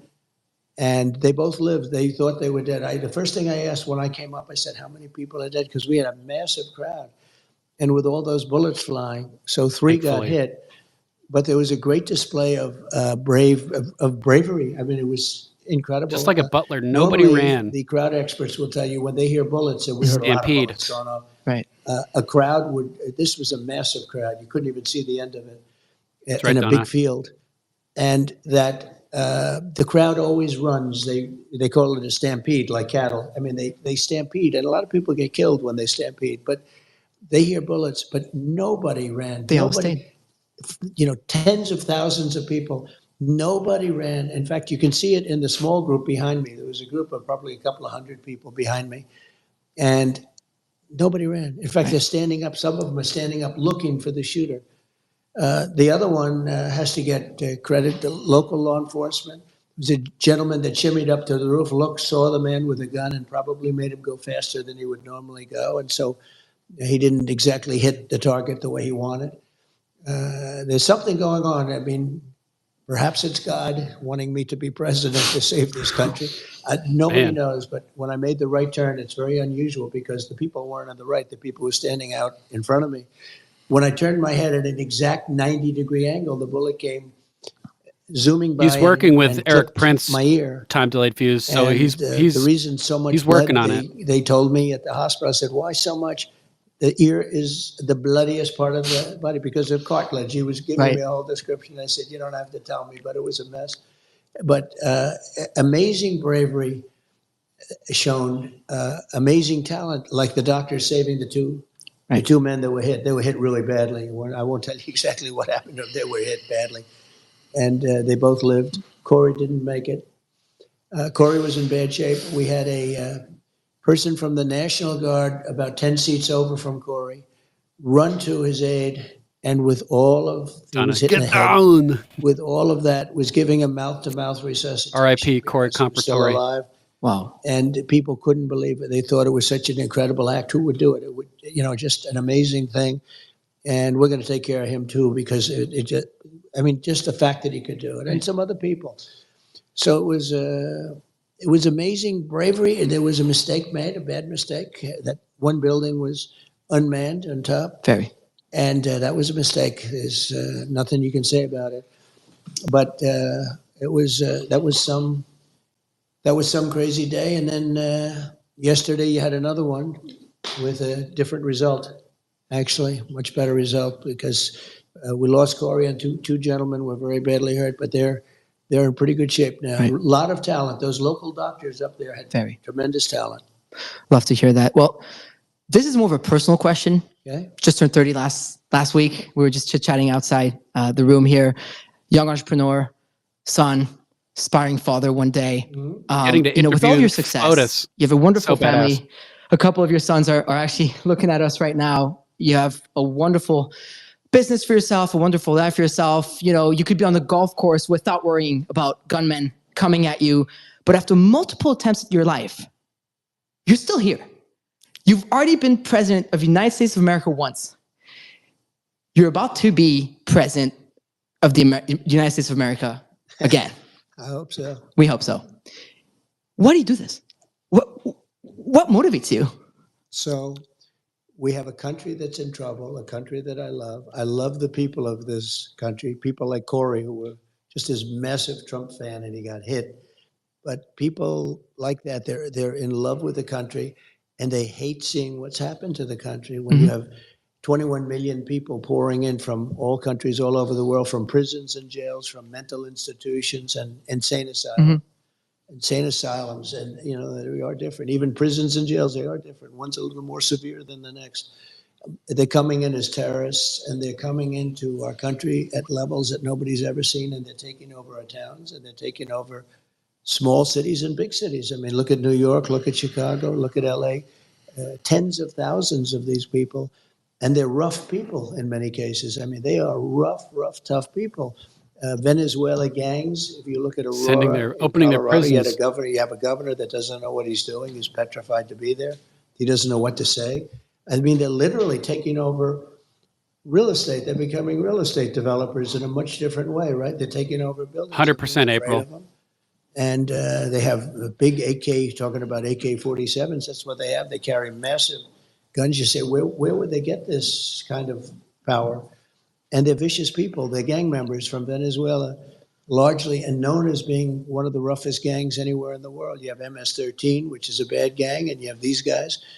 And we're going to clean them out. We're going to get them out. But the bottom line, just to answer it quickly, I love the country. We're going to make America great again, and we'll be able to do it. We did it once, and we'll do it again, and much easier this time. The border is in much worse shape than it's ever been. This is the worst border there's ever been in any country. They have not done the job that they have to do. I mean, you have Kamala, she was the border czar. I call her the comrade because she's a Marxist. She wants to tax everybody out of business. She wants to raise taxes to 70, 80%. She wants an unrealized capital gain tax, which is the craziest thing I've ever heard. Nobody's ever even heard of such a thing. And they'll put everybody out of business. We'll end up in a depression if she gets in. And very simply, though, we're going to make America great again, greater than ever before. And I love doing it. And healthy Being again, from Canada, I can probably relate to what that means. Yeah. We've got some problems. A crypto entrepreneur based in Montreal here, so it's it's not always the best feeling as someone who's trying to build something out of nothing here. Speaking of which, I'm wondering now. I know this is quite different, right? But I know many people in crypto feel this way as we're trying to change the financial system. Quite literally, we're trying to change things and make a difference, but it always feels like there's some sort of a force against us. In your case, do you feel similarly that there's a force out there to get you? Well, you have a radical left force, and we have forces, I say that we have a lot of evil in the world. The world is a nasty place, and you can see that with some of the things that have happened. We've been treated, I think, very unfairly, but I've done so well. It's an amazing country in some ways, but we have evil forces. You have the outside forces with the enemies, and you call them Russia, China, various places. I don't know that they're enemies. I think we'll get along great with China. I think we'll get along great with Russia. I want to get Russia to settle up with Ukraine and stop this. Millions of people being killed, far greater than the number you read about. But I want to get that done before I even take office. I want to get that done. Stop dying. Because it has to be solved. Too many people dying. Too many cities are just in rubble right now. You look at the culture is just being destroyed. Mm-hmm. We got to get that done. And I'll get it done. There wouldn't have been an October 7th. There wouldn't have been Russia attacking Ukraine. There wouldn't be inflation. All this inflation, which has hurt people so badly. You wouldn't have had that horrible type of withdrawal we were getting out of Afghanistan, but with dignity and strength. That was the most embarrassing moment in the history of our country. And frankly, Russia would have never gone into Ukraine if it weren't for that. They looked at that and they said, this country is no longer run by Trump. This country is run by stupid people. And we have a great military. I took out ISIS in 4 weeks. And everyone said it was going to take 4 or 5 years. I took them out in 4. Our military is great, but you have to have the right leadership running it. So the bottom line is that it can be nasty, but it's only going to get worse. If I don't win, it's only going to get worse. It's going to get really bad. We'll end up being Venezuela on steroids. We'll end up in 1929 type depressions. For real. And we have 1921 Germany type inflation. This is far worse than Biden. That was if you think of it, that was an overthrow of a president. He won. He had 14 million votes. He had no votes. Crazy Nancy Pelosi walked in and some of the others, and they say, we want you out. He said, I'm not going to get out. I want to run. I was leading him by a lot after the debate, but still he had the right to run. And they literally, it was a coup in the truest sense. This was the first coup of an American president. And I think it's, look, I don't say fair or not fair. He was very nice today. He called up to make sure I was okay, to make sure that, do I have any suggestions or anything? Mm-hmm. We do need more people on my detail because we have 50, 60,000 people showing up to events and, other people don't have that. But he couldn't have been nicer. But I thought he was treated really unfairly. He went through a primary system, he won, and then they threw him overboard. And she got no votes, she got no votes. But she'd be very bad for the country. We have to save our country. We can't play games, and we can't have a Marxist, communist president because that's not what it's all about. So we're going to do it, and we're going to make our country greater than ever before, and you're going to be happy, and you're going to let That's where we're headed, time delayed views, if we don't do something crypto, now. You're happy, so I know what makes you happy. Nothing else but crypto. Yeah, I mean, when the Twitter Spaces was officially announced and that you put the tweet out, a lot of people were like, well, who's this Farouk guy? And obviously he's a lot of people started digging into this Farouk guy, and the main reply that was that I'm just this crypto bro. But you know what, Mr. President, I am a proud crypto bro. And it seems like you're starting to become one of us, if not already. I know for a fact that your children are quite involved in the space. I mean, we have Baron, Don Jr., and Eric on the Twitter Spaces right now. Eric and Don Jr. here, who will be joining us a little later on this programming. But get into crypto now, because I already see the people on Twitter Spaces really eager to hear you talk about this. At the recent Bitcoin conference, eerie parallels with Trump. That, and Cheddar. I quote, "America should be the crypto capital of the world." Yeah. That was a big statement, and I believe the correct one. So why is it not right now? Well, I think it will be right now. Right now, you have a very hostile SEC. I guess you'd have to say, I don't know, when you say administration, do you call it Biden or do you call it Harris? Nobody really knows what to call it, but maybe we'll say a combination of both. But they've been very hostile toward crypto, toward all of it, and extremely hostile, like nobody can believe. Nobody even understands why. My attitude is different. If we don't do it, China's going to do it. China's doing it anyway. They are. But if we don't do it, we're not going to be the biggest, and we have to be the biggest and the best. And when you look at values, and when you add it all up, the value of this whole thing is bigger than they were showing me. Your top 20 corporations and all of this. The numbers are just gigantic. It suffers from some credibility lapses. I mean, some things were done or not done, but it's very young and very growing.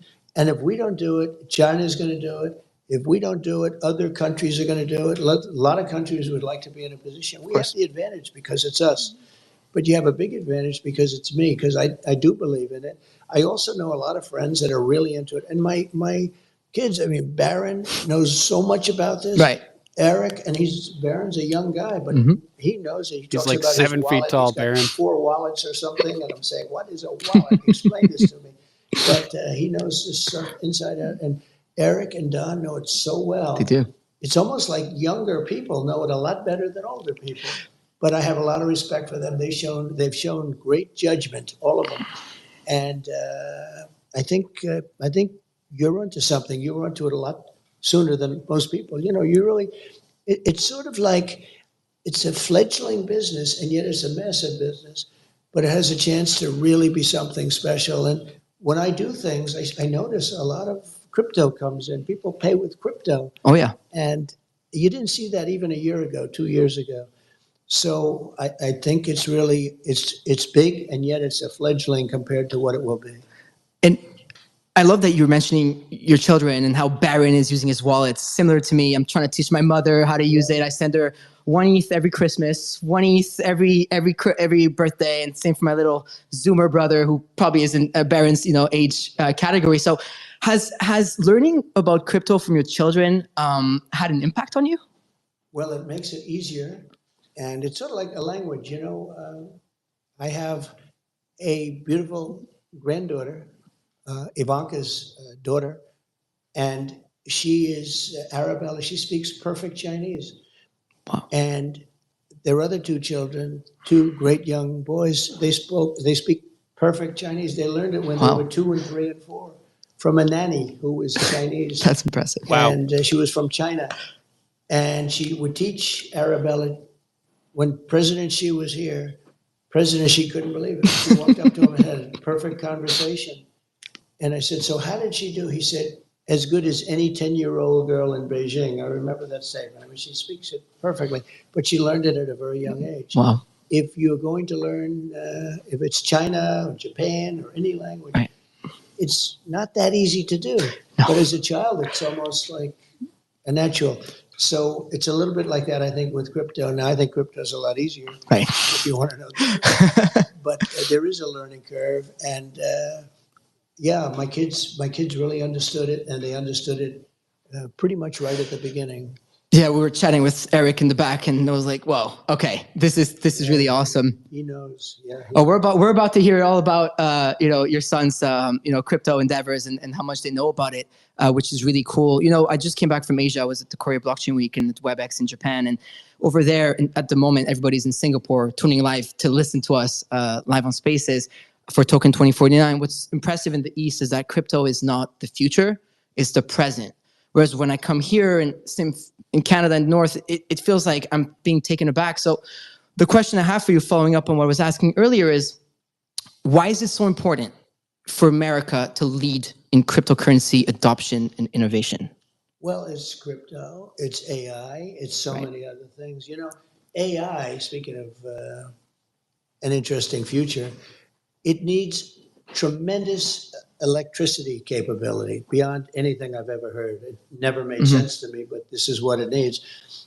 If you take all of the electricity coming out of the US, in order to be dominant in AI, you need twice that amount, just for this one thing. Who would think that? You need twice the electricity we already have. And you got to get started. I mean, you have to be, if you're the US, you have to get started. Right. You don't want to be left in the dust.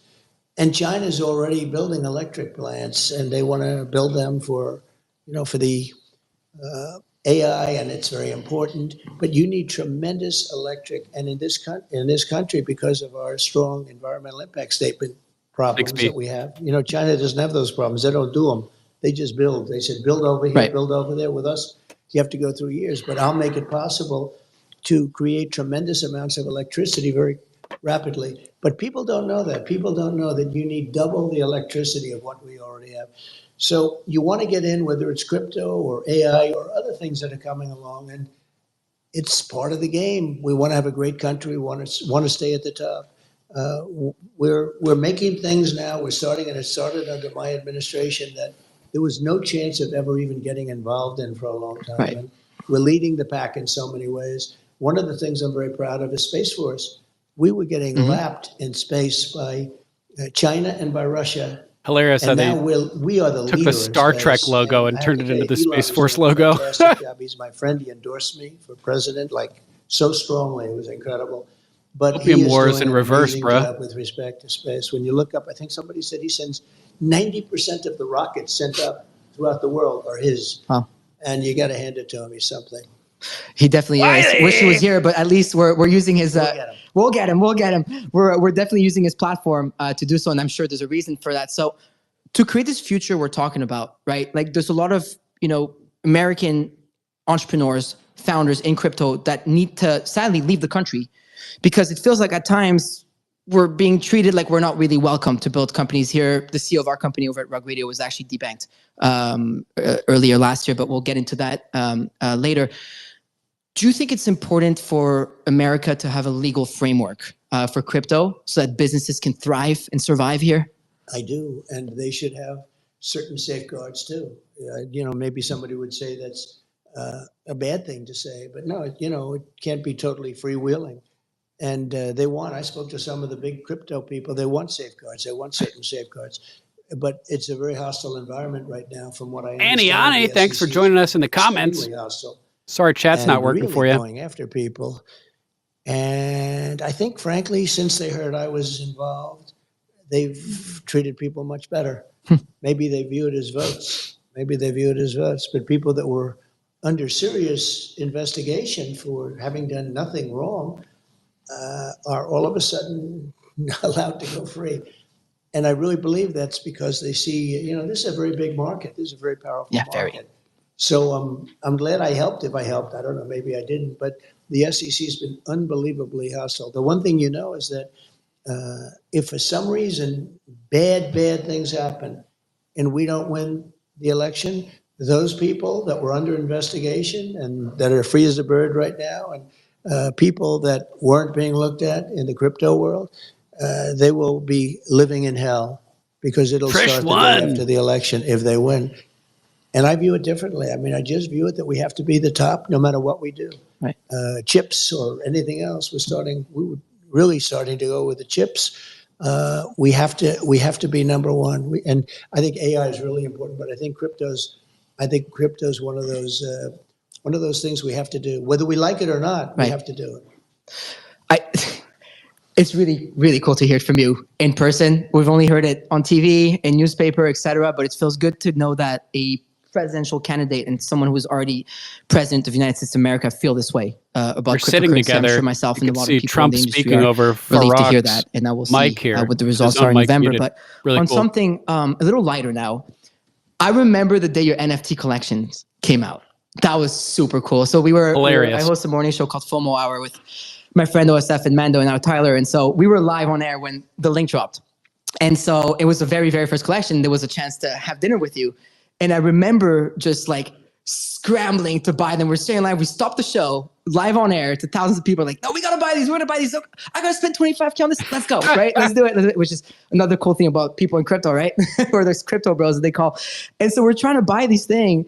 And it was just so electric and crazy that we actually failed. But hey, I guess that's a good thing because the collection, ended up selling out, and then you ended up doing, I believe, you ended up doing that 3 times over. Can you tell us more about the success that you have had with NFTs, but also like, did that surprise you? Well, I got in very late, and NFT was considered cold. I mean, to be honest, it was a cold industry. It had its day a few years before, as you trash, probably know. man. But when I did it, I said, what do we have to do with anything else? And it's playing cards and some beautiful artwork and other things.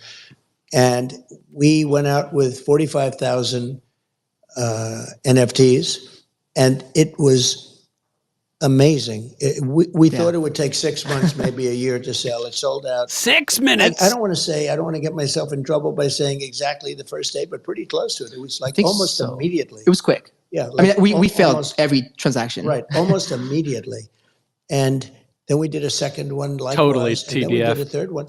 And then we just did a fourth one. And I asked the people from the first 3, I said, well, do you want to have us do? Because, they have certain, they have very big pride to start off with. But I said, are you going to, if we do a fourth one, does that affect you and the ones you already own? Because some people bought a lot of them and some people bought one. And they're all very happy, really happy. I said, does it affect you?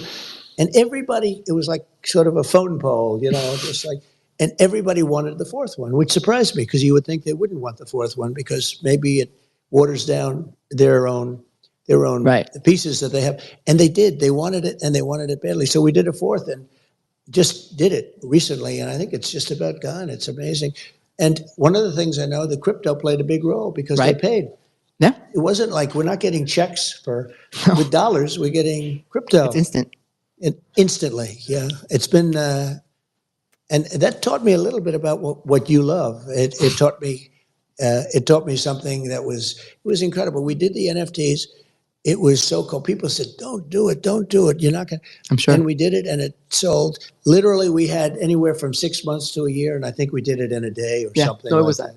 Right? It was quick. Yeah. It was quick, and you know what? It was fun. That's what it was. It is fun.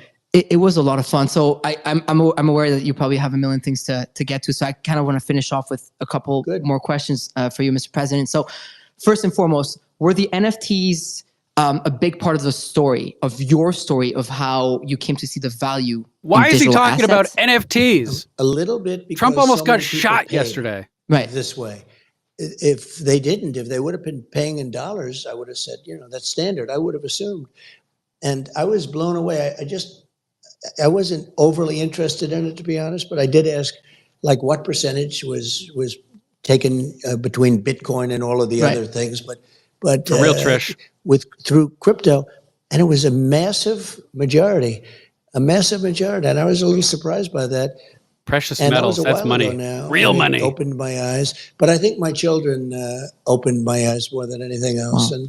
And plus, I have a friend on my right who's a very smart guy, and he's not quite as young as his fantastic son, who we were dealing with, Alex and Witkoff? all Yeah. of them. Steve But, Witkoff is talking about. he knows a lot about this stuff for a man of his age. He's still pretty young, but for a man of his age, Steve Witkoff knows a lot about this. He definitely does. And he's sitting on your right. We're about to get to Steve Witkoff. And for everybody in the audience right now, if you're listening to us live, hang tight. I have one more question for Mr. President, and then we're going to be joined by Don Jr., Eric Trump, and the World Liberty Financial teams, and Corey and everybody, the advisors around it. So we have quite the programming for you. But Mr. President, one last question that you may or may not have answered with your last That's right, answer here Biggs. is, Biggs knows so if what's there up. was one thing that got you to see crypto differently, what was it? Trish knows what's up. One thing that got you to see crypto differently. What was it? Well, maybe the NFTs. You sort of brought that up because I was surprised again at the percentage of them that were sold through that form. You could do a new form of currency. You could call it anything you want. But that was, I think it was also the level of enthusiasm that my young sons have for this, pretty young guys. I mean, one's extremely young and two are pretty young, right?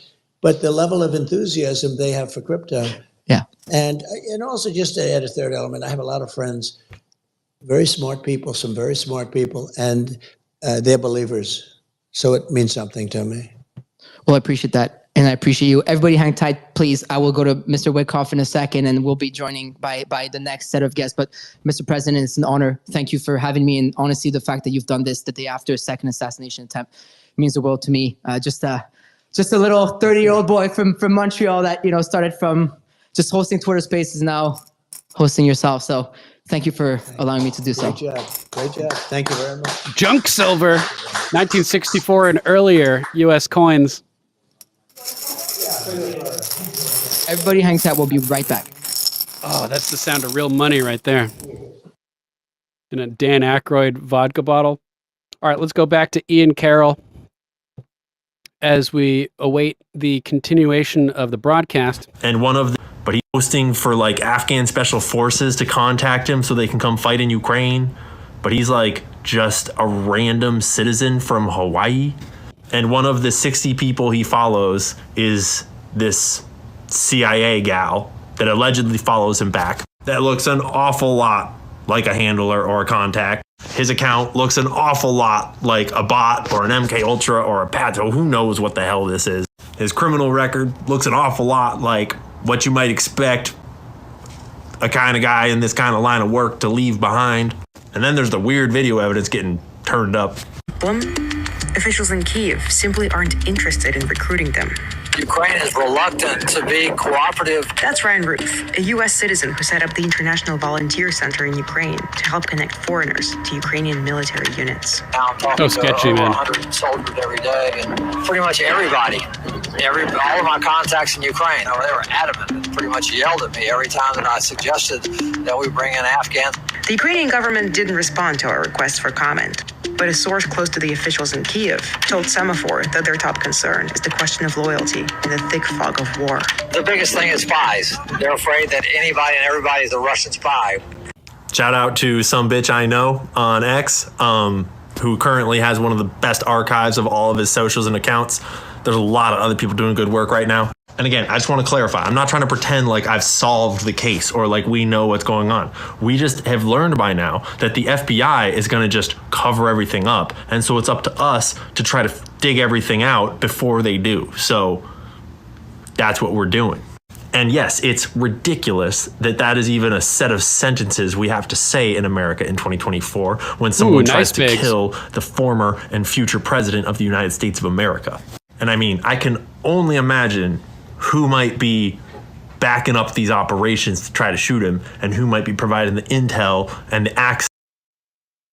Quite a great interview with President Trump, wasn't it, everyone? Yeah. There you go. We got this room packed with people. Everybody's still here. Hang tight. Don't leave. Keep sharing. I want to see those retweets because the State of the Crypto address at Mar-a-Lago is still on over here. I want to hear Don and Eric's has to run, perspective on what happened. To Fox, then maybe right? we'll just go back to the news. Is that where you're heading Let me next, know what you Hannity? guys want in All the right. chat. I got the opener for Hannity. That's pretty cool. That's not bad, right? That's like opening for like Led Zeppelin or something. I don't know. So Steve, I'm just gonna go chat with you real quick, and then we'll get to our other guests. First and foremost, you were with President Trump yesterday on the golf course. Yeah. As he was trying to sink that last putt, as President Trump was saying. But how do you feel? I feel blessed that I was out there because I got to see what he has to live his daily life like. 2 assassination attempts in the last 2 months. He's been conspired against. He's been vilified. He ought to be commended for his 4 years of public service as a president. And I was glad I could be out there and see what it was about for him. He was as courageous a man as he is as courageous a man as I've ever seen. That's what he she cared said. about his friends first. He asked about his friends first. And it was inspiring to watch him. Yeah, thank you for and the Secret Service, I would echo what he said. Right. They were incredible. They put their lives on the line for him. Same Wow. here, Whiskey. All the It's time. incredible that he's just back up today and just It's who he running the is. circuit. He's resilient. He's Yeah. stoic. He's just And built Very. differently. who wouldn't want those qualities in a leader? He is a natural born leader. Yep. So to go back now to what we're here to talk about, and we're going to get into the weeds of it a little more. So how did this collaboration happen? I know it's an incredible story. Could you walk me through it? My son introduced me to two partners, Chase Hero and Zach Folkman, who are exceptionally bright people. They look a little different than us because they dress Lady a little Hamilton different than art! us because that's the crypto A few more world. tattoos. Good to see you, Lady H. I have one or two tattoos, but Oh, really? Chase has, yeah, I have Crypto, General It's hard to see Crypto. there. That's okay. Welcome, brother. but I have a tattoo of my son who I lost, Andrew. Both of my tattoos are of him. I Thanks, actually think Trish. he's the one who put Which me branch out of with the president info yesterday, infantry would so you like to be I in, can witness Trish? his courage and talk about him to the American public. Later, Sean. But I Anderson was Inc. If you need introduced to Chase and to Connecticut. Zach, and I met traders from all over the world. And these guys are as smart as any currency traders I've ever met. And they began talking to me about decentralized finance, which means frictionless finance, and why it made sense for people, and about the forgotten who can't get credit out there. Credit is what drives the American economy. And as I began to understand it, I said, who would understand this better than the Trump family? And so we had a meeting initially with Eric, Don Jr., and the president and his council. And we said, let's go pursue it. We've been on it for close to 9 months, spent a lot of time on diligence with really, really good lawyers on how to operate in the space. Right. And here we are today, the culmination of a pretty robust effort. So do you think that this could really change the way wealth is created in America? I think decentralized finance is the way of the future. Right. If you think about the fact that if you want to borrow money today, you have to be almost anointed. You have to be a member of the privileged class. I remember when I left law, I represented the president. I wanted to be in business. It was very, very hard to get credit, and credit, again, is what drives us. Crypto allows it to happen. Decentralized finance as an application of crypto allows it to happen. So, and we see, as a business venture, a huge approachable class of people who have been either debanked, as you talked about, or So messed up. they don't have a bank that they can go to, and they don't have a bank that will listen to them. And so we look at it as a business venture, and we say we can democratize it. We can be more egalitarian about it. And at the same time, we can probably do very well in it because there is a large group of people who can't gain credit in the system. And isn't that unfortunate that young people with great ideas, they can't prosecute those ideas? That's a terrible thing. That's not a good thing. That's not the American dream. Well, thank you very much, Mr. Wyckoff, for being here with us today. Thank you. Really appreciate your insight. Thank you. Thank you so much. And so up next, of course, I mean, Don Jr., if you want to, however you guys want to set up here, we got a whole programming for y'all here. So really hang tight. We're filming the whole thing. Everything's going to be broadcasted live a little later. Thanks, on video as well. Everybody's looking great. I hope Mama Mac's feeling better here. too. That's most important. We love Right? Mama It Mac. look good. I mean, I'm liking your hair, the flow. Thank you. It's pretty solid. There was some polls going online around like who's got better hair. Would it be President Trump or myself? I think your father has an incredible flow. I have to give it to him. As a Trump who may or may not one day inherit the Trump hair genes, I don't make fun. I don't mock it because you never know. One day I'll do it. So far, I'm 46. I'm doing pretty good on the hair department. No way. I'm an old man. There's no chance. Yeah, look at that white in the beard. Still haven't had the white in the hair, and I'm not vain enough to dye it. So we're good so far. Well, you're gonna have to share your secrets with us maybe after the stream, because I'm getting old. My knees are hurting from being 30 years old. Yeah, it's rough. I'm right there with you. It gets a lot worse, bud. I promise you. Yeah. Oh yeah. Okay. This thing I miss most about youth is just not waking up sore every day for no reason whatsoever. It's yeah. Oh my. Anyway, so let's get right into this. I mean, Don, your traditional banking systems, have not been working for many Americans. This is something that you speak about a lot. It's something that Mr. Wyckoff talked about, and that your father talks about, and all of you at this stage. I talked earlier about how my company's been debanked. My CEO has been debanked, and he's an American citizen from Texas. Got a call one day and said, "Hey, come pick up your money, and we're going to send it to you by the mail. Here's a check." Said, no. I'm going to come pick it up. To me, it was insane that this is even an option. And we're talking about someone who has some money, right?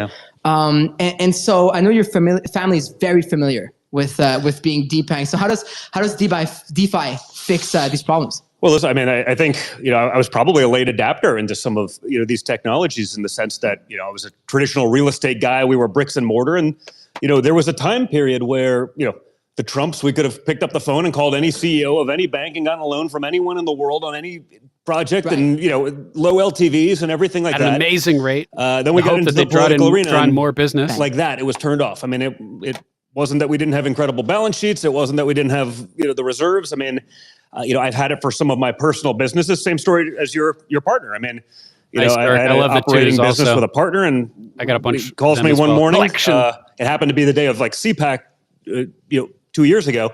And he calls me, he's like, our operating account has no money in it. I think we got hacked. Like, what do you mean we got hacked? It's it was PNC Bank. I mean, this is a major bank, and whatever it is, this is a legit business. That's crazy. Small business. It was a little media company just to sort of aggregate news that was not being shown to people otherwise. And he calls the bank, like, listen, I think we got hacked. Oh, no, you weren't hacked. We just don't want to do business with you. They broke up with us by mail. They didn't even call us. Like, we didn't even get the call. They just like, oh yeah, there's a cashier's check. You'll have it in the mail in a couple of days. But we got an operating business. We got payroll. We got what are you talking about? So, we went from being able to pick up the phone to anyone to having the same thing happen. We've had family members that have had, 7-figure accounts with specific banks. Be like, well, I just want to use some of that money to get a home loan for this. Will you write the rest of the loan? No, that's too risky for us. It's like, we have more money in the account than the value of the home. What are you talking about? It's too risky. But, obviously, it's interesting because we went from being sort of, people that would have been, the elite in that world to just being like totally canceled. And it changed our perspective so much. I think we understand what so many Americans are going through. And when you really look at America and our foundation, the way our founding fathers set everything up, I think DeFi would be what they would envision, not, a broken, bureaucratized system where, a bunch of middlemen are getting pieces and VIGs for doing nothing, for pushing paper, which creates not just sort of a lot of waste and inefficiency, but, really has become a politicized process. And we see that. And again, that only goes one way. You can say that I'm, this incredible radical, but, I get called that all the time. I mean, I don't know. I went to the Wharton School of Finance. I have a pretty good finance background. We built and changed the skyline of New York as a family and some cities in the world. I think first time I got invited back to speak at Wharton I was like 28 years old. I didn't know anything probably by then. I still didn't know anything. I'll say that for the record. But I think we've learned a lot since then. And now, that same access isn't available to us. So for me, and so much of what we've done, and really so much of what's been, a part of our political journey is that, creating actual fairness in these systems that have been, truly bastardized and politicized. I mean, we witnessed it firsthand because it's like you had whatever you wanted, and that was just ripped away from us in an instant. And we're a family. We're blessed to have the means to be able to do a lot of things. We're blessed to be able to have, for someone who doesn't have that power or the soapbox or the balance sheet. What do they do? How do they finance it? And so it's a real problem that needed to be addressed. And honestly, I think this is the way. This is the way of the future. This is the way to eliminate that efficiency. A lot of it being peer-to-peer and not going through the usual bureaucratized system. So I think everything that's been talked about right now is so important. But for me, this is about how we save so much of what I believe our founding fathers really intended for our country. So I was going to ask you something that you answered. I was going to ask you, has banking become political in the USA? Clearly, it seems that you seem to think it did. Not seems. It is. It is. It is. It has become politicized. Did the same thing with Alex Jones. Whether it's, destroyed his credit rating. Rates, who can get what. That's been going on for a long time. No outstanding bills or anything. It's sad and it's disgusting. So I was going to ask you if it affects the everyday American, which you did. You get into that already. Yeah. So then the question is, if this all affects the everyday American, to me, cryptocurrency is freedom. Yeah. This is why I do what I do. Correct. I own my money on my ledger. Nobody can take it away from me. Correct. So how does DeFi help the everyday American? Well, listen, I think it takes that political, component out of it. I mean, and you see that, right? I mean, if you look at, the leading edge of Silicon Valley and the people doing these things, these are longtime Democrat donors that have come over and flipped sides because the Democrat Party itself isn't willing to give up the power and that control that they want over everyone's balance sheet, over their banking, over these systems. They see crypto as a threat, to the political power that they've built. And I mean, that's why, again, not necessarily, I'm not talking about the minions, they all work there, they're going to be woke and whatever that is. But if you look at a lot of the leaders in Silicon Valley, whether it's VC or otherwise, that's why they went after Liberty Dollar. They understand.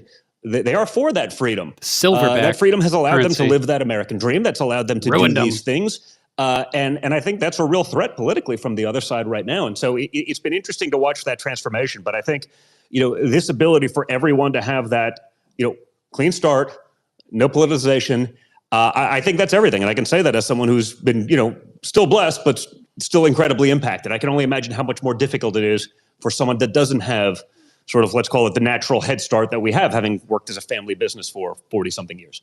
Right. So I know many people in crypto, right, who may not have supported your father before that have flipped camp, right? And, recognize the benefits of his leadership now. And maybe that'll even change after tonight's address, especially with his strong stance on crypto, which is quite positive. Why do you think this is happening now? And what message do you have for people who weren't in your camp before, but might be considering joining it because of how open you are to tech and innovation? 3 words, join or die. Right? If you're looking at it just purely from a political standpoint, I mean, the Republican Party, the conservative side of things are clearly the people that are okay with said freedom, right? The other side, and I don't want to make it just political because it's not. I mean, it's finance, but ultimately, your balance sheet, your ability to transact in these things, will be affected by politics, right? One side is the side of censorship. They're the side that wants to jail their political opponents. They want to overregulate everything so much that you actually eliminate so many of the natural and great things that people love about crypto. I do think, as to what my father was saying earlier, same here, people want a framework. They want some regulation. We've been on this journey now for 9 months-ish, and we could talk to a lawyer, be like, hey, this is the trend. Well, we don't know. Is it this or is it that? What's the safe bet? And there's still a lot of ambiguity out there. I think people do need an understanding and a framework, but they don't want such a framework that it's so overregulated, so overcontrolled that you actually just end up in, a digitized version of what we have today with all of the problems, all of the bureaucracy, all of the waste, and all of the inefficiency.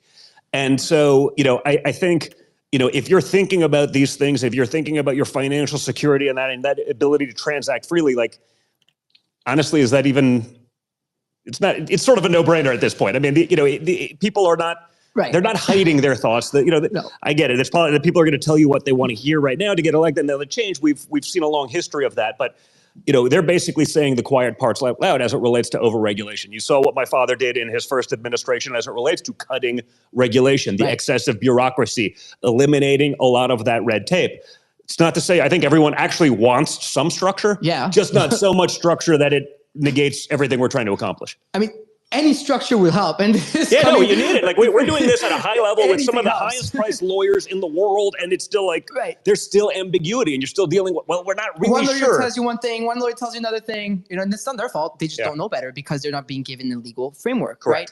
So speaking of framework, and speaking of DeFi, we were just speaking to your father, Zach, who's obviously a real estate tycoon and someone who has moved enormous markets here in Florida, in New York, et cetera, and is now extremely interested in the world of DeFi, et cetera. And he gave you all the credits, actually. I don't know if you were in the room, but he gave you all the kudos. You and your brother saying that you really got him involved in the space, right? That's kind. Right. So Zach, tell me, what do you think, about moving real world assets like real estate on chain? And then tell me more about the problems, with mortgages and stuff, and how DeFi specifically solves this. And all right, guys, this is driving me insane. To the project. So let's go back to news. Let's go back to news. This is driving me insane. I freaking can't stand crypto. Big ass life. Reject the digital dollar. Yeah, precious metals all the way. Let's continue with Ian Carroll's expose on Ryan Routh, and then let's continue on with the news. I can't handle any more of the crypto talk. All right, let's go. Thanks for your patience, guys. I thought it was going to be, talking about the incident and everything. So let's continue with Ian Carroll breaking down this guy's crazy connection. And future president of the United States of America. And I mean, I can only imagine who might be backing up these operations to try to shoot him and who might be providing the intel and the access and the cover-ups, etc. So last thing I'll say, Ryan Routh, he's currently in custody. He was driving away in an SUV. They caught him. He's alive for now. And I just want to remind us all, Ryan Routh did not kill himself.